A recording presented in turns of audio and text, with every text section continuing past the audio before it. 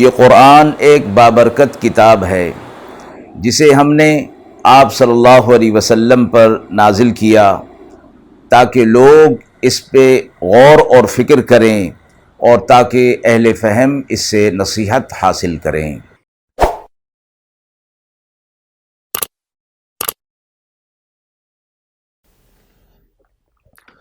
بسم اللہ الرحمن الرحیم۔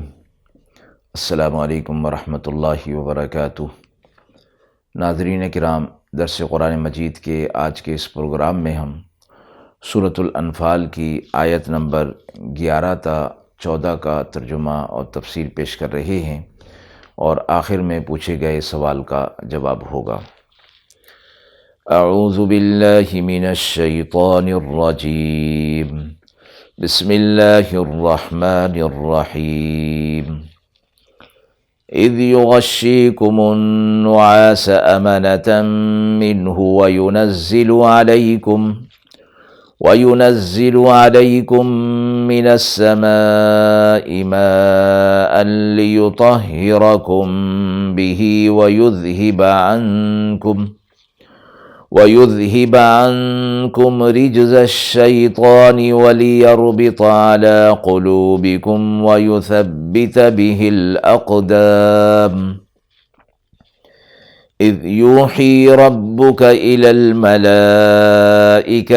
أني معكم فثبتوا الذين آمنوا سألقي في قلوب الذين كفروا الرعب فاضربوا فوق الأعناق واضربوا منهم كل بنان ذلك بأنهم شاقوا الله ورسوله ومن يشاقق الله ورسوله فإن الله شديد العقاب ذلكم فذوقوه وأن للكافرين عذاب النار۔ آیات مبارکہ کا ترجمہ ملاحظہ فرمائیں۔ جس وقت کہ ڈال دی ہم نے تم پر اونگ اپنی طرف سے تسکین کے لیے، اور تم پر آسمان سے پانی نازل کیا کہ اس سے تمہیں پاک کر دے اور دور کر دے تم سے شیطان کی نجاست، اور مضبوط کر دے تمہارے دلوں کو اور جما دے تمہارے قدموں کو۔ جب حکم بھیجا آپ کے رب نے فرشتوں کو کہ میں ساتھ ہوں تمہارے،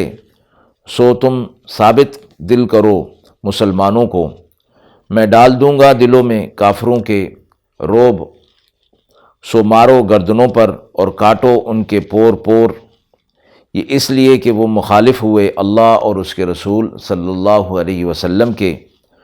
اور جو مخالف ہوا اللہ اور اس کے رسول صلی اللہ علیہ وسلم کا تو بے شک اللہ کا عذاب بھی سخت ہے۔ یہ تو تم چکھو اور جان رکھو کافروں کے لیے دوزخ کا عذاب ہے۔ سورہ انفال کی ابتدا ہی سے ان انعامات کا بیان ہو رہا ہے جو اللہ کے ایمان والے اور فرما بردار بندوں پر مبذول ہوئے۔ غزوہ بدر کے واقعات بھی اسی سلسلے کی کڑیاں ہیں، اور ان آیات میں بھی واقعے کے اگلے حصے کو بیان کیا گیا۔ اللہ تعالیٰ نے اس غزوہ میں اہل ایمان کو جو انعامات عطا فرمائے اس کا ذکر ان آیات سے شروع ہو رہا ہے۔ پہلا انعام تو خود اس جہاد کے لیے اہل ایمان کو نکالنا، جس کا بیان کما اخرجک ربک کی آیت میں ہو گیا۔ دوسرا انعام فرشتوں کی مدد کا تھا، 1000 فرشتے جو ایک کے بعد ایک آنے والے تھے، اس کا ذکر وَإِذْ يَعِدُكُمُ اللَّهُ کے اندر فرما دیا گیا۔ تیسرا انعام دعا کی قبولیت کا اور مدد کا، جس کا ذکر اس تستغیثون والی آیت کے اندر فرما دیا گیا۔ ان آیات کے اندر چوتھے انعام کا تذکرہ ہے، اور اس میں 2 نعمتیں ایک ساتھ بیان کی گئیں۔ ایک یہ کہ اللہ کی طرف سے سب پر اونگ جو ہے وہ طاری کر دی گئی، نیند، اور دوسرا فرمایا کہ آسمان سے پانی کا نزول۔ یہ 2 نعمتیں اہل ایمان پر آ گئیں، اور یہ فرمایا گیا کہ آپ صلی اللہ علیہ وسلم اپنے اصحاب کو لے کر جس مقام پر قیام فرمایا، اس مقام کے واقف کار حضرت حباب بن منذر رضی اللہ تعالی عنہ اس کو جنگی اعتبار سے مناسب خیال نہیں کر رہے تھے، تو انہوں نے آپ صلی اللہ علیہ وسلم سے عرض کی کہ اللہ تعالیٰ نے اس مقام کو اختیار کرنے کا حکم فرمایا ہے، یا ہمیں کوئی اس میں اختیار ہے کہ ہم اس میں تبدیلی کر دیں اور مصلحت کے پیش نظر کچھ دوسری جگہ اختیار کر لیں؟ آپ نے فرمایا کہ نہیں، یہ اللہ کا حکم نہیں ہے، اس لیے اس میں تغیر کیا جا سکتا ہے، مقام کو تبدیل کیا جا سکتا ہے۔ تب انہوں نے عرض کیا کہ بہتر یہ ہے کہ اس مقام سے آگے بڑھ کر مکی سرداروں کے لشکر کے قریب ایک مقام ہے جہاں پانی بھی موجود ہے، وہاں اس جگہ پر قبضہ کر لیا جائے۔ تو آپ صلی اللہ علیہ وسلم نے ان کے اس مشورے کو قبول فرمایا اور وہاں جا کر پانی کا ایک حوض بھی بنا لیا اور پانی کا ذخیرہ جمع کر لیا گیا۔ اس کے بعد انہوں نے عرض کیا کہ آپ کسی محفوظ جگہ پر چلے جائیں اور وہاں مقیم رہیں، آپ کی سواریاں بھی آپ کے ساتھ رہیں، ہم آپ کی حفاظت کریں گے۔ معرکہ ابھی شروع نہیں ہوا تھا اور ابھی پہلی رات تھی، اور 313 کا یہ بے ساز و سامان لشکر اہل ایمان کا مقابلے کے لیے اپنے سے 3 گنا تعداد یعنی 1000 اور وہ بھی مسلح کے ساتھ اگلے دن کے لیے تیاری میں مشغول تھے۔ میدان جنگ کا بھی صورتحال یہ تھی کہ انہیں ایک اچھی جگہ، مٹی والی جگہ ملی تھی جس میں چلنا پھرنا آسان تھا، اور مسلمانوں کو جو جگہ ملی وہ ریت تھی جس میں چلنا پھرنا مشکل تھا۔ طبی لحاظ سے بھی پریشانی اور فکر سب کو تھی کہ تعداد میں بھی ہم کم ہیں، اور شیطان نے بھی وسوسے ڈالنا شروع کر دیے تھے۔ تو اللہ رب العزت کی طرف سے یہ ہوا کہ مسلمانوں پر اللہ کی طرف سے نیند طاری ہو گئی، اور حضرات صحابہ فرماتے ہیں کہ ہر مسلمان جو کہ سونے کا اس کا ارادہ تھا یا نہ تھا، اللہ کی طرف سے اس پر جبراً نیند مسلط ہو گئی اور وہ سب کے سب سو گئے۔ صرف آپ صلی اللہ علیہ وسلم، حضرت علی فرماتے ہیں کہ صرف آپ صلی اللہ علیہ وسلم جاگ رہے تھے، تمام رات بیدار رہے، صبح تک نماز تہجد میں مشغول رہے۔ تو اس سونے سے یہ فرمایا گیا کہ ایک قسم کا نیند کا غلبہ ہو جانے سے، سونے سے ایک تو بشاشت ان کے اندر آ گئی، اور پھر اللہ کی طرف سے اس کے بعد بارش ہو گئی، پانی نازل فرمایا۔ تو فرمایا اس سے ایک تو پانی کی حاجت جو تھی اس سے طہارت حاصل کرنا، اور طہارت کے بعد فرمایا کہ شیطان کے وساوس جو ان کے دل کے اندر آ رہے تھے اس کو دور کرنا بھی مقصود تھا۔ اور پھر جب یہ وساوس دور ہو جائیں گے تو فرمایا پھر اس کے ذریعے سے ہم نے تمہارے دلوں کو بھی مضبوط کر دیا اور تمہارے قدموں کو بھی ثابت کر دیا۔ ثابت قدمی ان کو میسر ہو گئی۔ پانی برس جانے سے یہ ہوا کہ وہ کفار کی جو جگہ تھی وہاں وہ مٹی تھی، پانی جب وہاں پر آیا تو وہاں کیچڑ بن گئی، اور یہاں مسلمان جو کہ ریت والی جگہ پر تھے، یہاں بارش کے آنے سے وہ ریت جم گئی اور بیٹھ گئی، جہاں چلنا پھرنا آسان ہو گیا، اور اہل ایمان نے، مسلمانوں نے پانی کا ذخیرہ بھی کر لیا۔ اور پھر فرشتوں کی مدد کا وعدہ تو اللہ رب العزت کی طرف سے تھا۔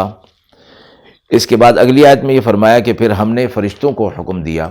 کہ وہ مسلمانوں کے دلوں کو مضبوط کریں اور کفار کے اوپر حملہ کریں مسلمانوں کے ساتھ مل کر۔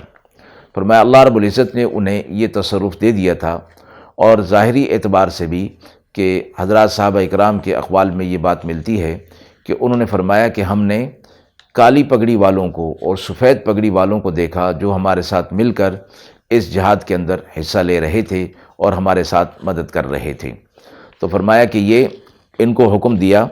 کہ تم ان کے دلوں کو ثابت کرو، اور میں کافروں کے دلوں میں مسلمانوں کا رعب ڈال دوں گا۔ اور ہوا یوں کہ اسی صورت میں 10ویں پارے کی ابتدا کے اندر یہ واقعے کا اور حصہ آ رہا ہے کہ اللہ رب العزت نے اہل ایمان کی تعداد جو کہ پہلے ہی کم تھی، اللہ رب العزت نے کفار کے نظروں میں اس کو اور کم کر دیا تاکہ وہ آگے بڑھ کر ان پر قبضہ اور ان پر فتح حاصل کرنے کی کوشش میں آگے بڑھیں،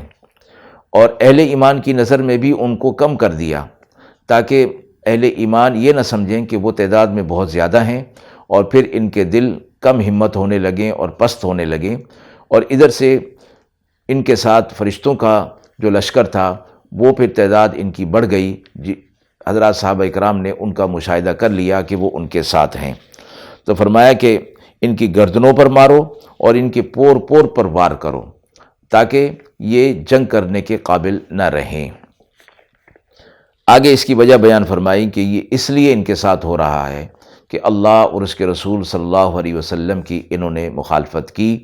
اور آئندہ بھی جو کوئی بھی اللہ اور اس کے رسول کی مخالفت کرے گا تو اللہ کی طرف سے شدید عذاب کے اندر مبتلا ہو جائے گا۔ اور یہ تو دنیا کا عذاب ہے کہ فرشتوں کے ذریعے سے ان کا قلع قمع کیا گیا اور ان کو شکست دی گئی اور ان کو قتل کیا گیا، یہاں تک کہ آپ صلی اللہ علیہ وسلم کے لیے فرمایا گیا کہ آپ صلی اللہ علیہ وسلم صبح کے وقت میں اپنے خیمے سے باہر تشریف لائے۔ حضرات صحابہ اکرام سے فرمایا کہ جبریل علیہ الصلاۃ والسلام آئے ہیں اور انہوں نے مجھے اس بات کی بشارت دی ہے کہ اللہ مدد کرے گا، نصرت کرے گا اہل ایمان کی، اور یہ دشمن کی جماعت ہار جائے گی اور پیٹ پھیر کر بھاگ جائے گی۔ اور آپ صلی اللہ علیہ وسلم نے باہر نکل کر مختلف جگہوں کی نشاندہی فرمائی کہ یہ ابو جہل کی قتل گاہ ہے اور یہ فلاں فلاں کی قتل گاہ ہے، اور پھر اسی طرح ٹھیک واقعات پیش آئے جس طرح کہ آپ صلی اللہ علیہ وسلم نے فرمایا تھا۔ ایک بات یہ فرمائی گئی، حضرت عبداللہ بن مسعود رضی اللہ تعالیٰ عنہ نے فرمایا ہے کہ جنگ کی حالت میں نیند کا آ جانا اللہ کی طرف سے امن اور اطمینان کی نشانی ہوا کرتی ہے، اور نماز میں نیند کا آنا یہ شیطان کی طرف سے ہوا کرتا ہے۔ تو یہاں اس نیند کو اہل ایمان کے لیے نعمت اور احسان کے طور پر ذکر کیا گیا، جس سے ان کے دل مضبوط ہو گئے۔ آیت کے حوالے سے سوال پوچھا گیا ہے کہ اس غزوہ یعنی غزوہ بدر میں فرشتوں کو کون کون سے کام سپرد کیے گئے تھے؟ جیسے کہ ترجمہ اور تفسیر میں یہ بات معلوم ہو گئی کہ اللہ رب العزت نے اہل ایمان کی بشارت کے لیے اور ان کے دل کی تسلی کے لیے 1000 فرشتوں کو نازل کرنے کا اور ان کے ذریعے مدد کرنے کا وعدہ فرمایا تھا، اور وہ پھر فرشتے نازل کیے گئے تاکہ ان کے دلوں کو اطمینان ہو جائے۔ فرشتوں کے دو کام سپرد کیے گئے، ایک یہ کہ وہ مسلمانوں کی ہمت بڑھائیں، اس طرح کہ وہ میدان جنگ میں آ کر مسلمانوں کے ساتھ مل کر قتال کریں، جہاد کریں، تو ان کی جماعت کو بڑھائیں۔ دوسرا یہ بھی کہ اپنے تصرف سے مسلمانوں کے دلوں کو مضبوط کر دیں اور ان میں قوت پیدا کر دیں۔ دوسرا یہ کام بھی ان کے سپرد ہوا کہ فرشتے خود بھی قتال میں حصہ لیں اور کفار کو قتل کریں، حملہ کریں۔ اور اس سے آیت سے یہ بات بھی ظاہر ہو گئی کہ فرشتوں نے یہ دونوں کام انجام دیے، مسلمانوں کے دلوں میں تصرف کر کے ہمت اور قوت بھی بڑھائی